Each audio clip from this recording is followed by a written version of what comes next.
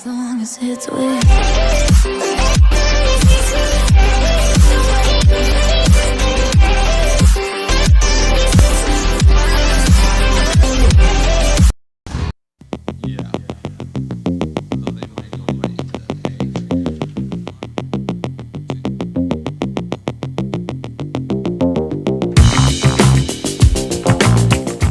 Pada tanggal 15 November lalu, pembuat kapal milik negara Indonesia PT PAL Indonesia melakukan upacara peletakan lunas untuk fregat Merah Putih FMP kedua di kota Surabaya, Jawa Timur.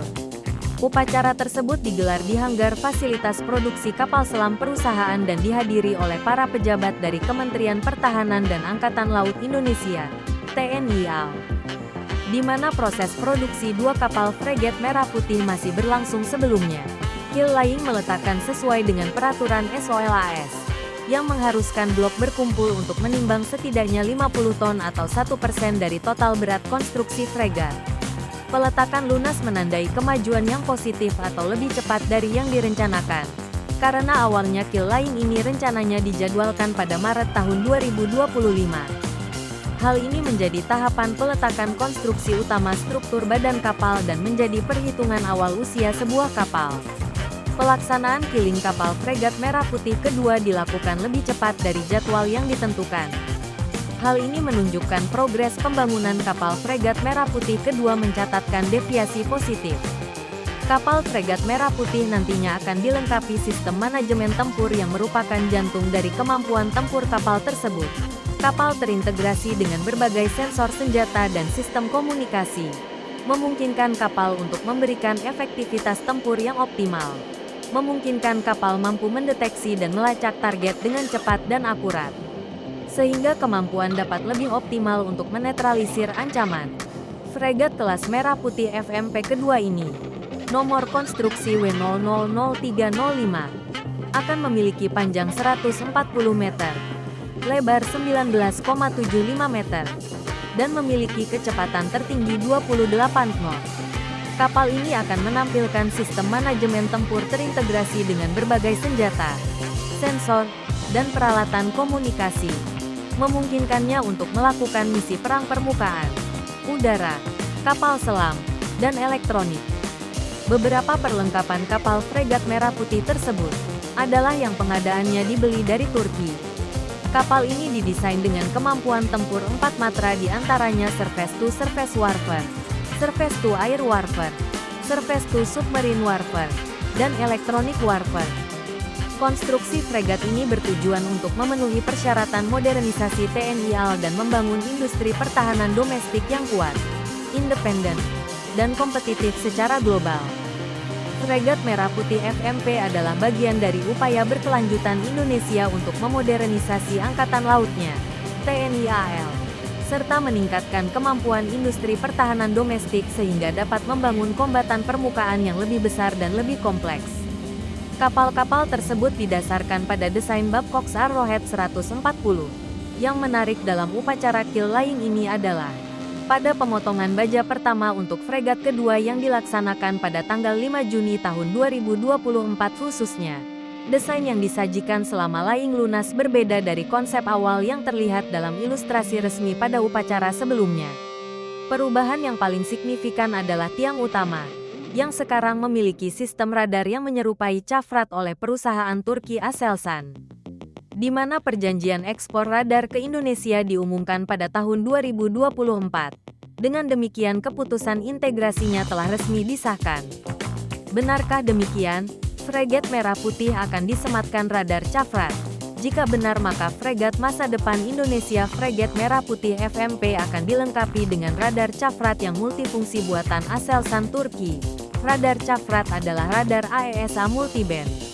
Radar ini juga yang rencananya akan digunakan pada kapal perusak atau destroyer TF-2000 yang sedang dibangun untuk Angkatan Laut Turki. Kita tunggu saja perkembangan selanjutnya kebenaran dari penggunaan radar ini.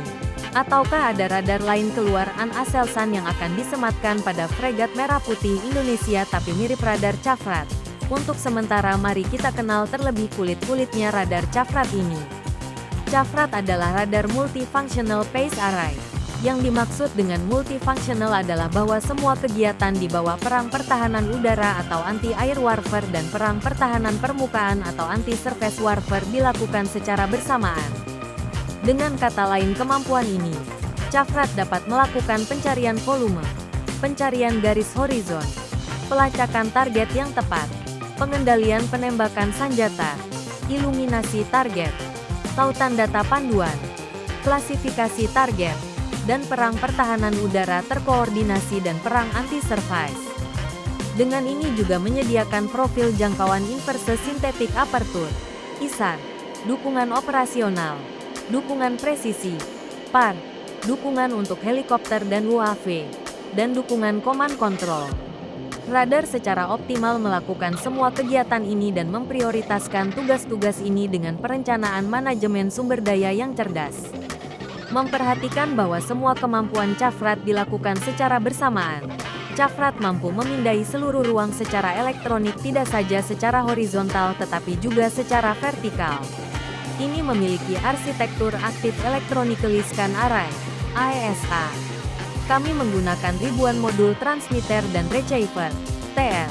Data yang diperoleh didigitalkan dan kemudian diunduh di tingkat gigabyte. Semua teknologi yang digunakan dalam satu sistem terpadu. Sistem Cafrat terdiri dari 4 radar, yaitu Multifunction Radar, CFR, Illumination Radar, Air, Long Range Radar, UMR, dan IFF System, dan menunjukkan bahwa CFR, yang memiliki cakupan 400 ke 360 derajat, berfungsi sebagai otak dari sistem Cafrat pada jarak dekat. Ini bekerja di X-band dan dapat melakukan semua fungsi seperti pencarian volume, pencarian garis horizon, deteksi target udara dan permukaan, pelacakan dan klasifikasi, pelacakan target multi-presisi secara bersamaan. CFR memiliki jangkauan 150 km dan berfungsi sebagai radar kontrol penembakan dari jarak dekat. CFR terdiri dari lebih dari 1000 modul yang dapat terus beroperasi bahkan jika elemen antena rusak.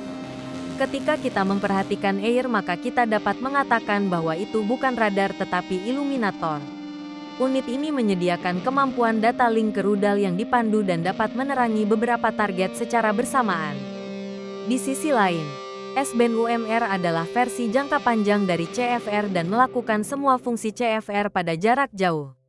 Hal ini dapat dianggap sebagai versi jangka panjang dari CFR dengan jangkauan sekitar 450 km.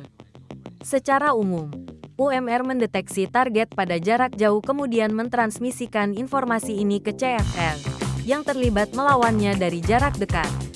Akhirnya, kami memiliki sistem antena IFF non-rotaring dengan jangkauan lebih dari 450 km. Ia bekerja sama dengan UMR. Ini mendukung semua mode termasuk mode 1, 2, 3, 4, C, S, dan 5. Sistem IFF jarak jauh ini terintegrasi dengan pengidentifikasi jarak jauh yang dikembangkan oleh Aselsan.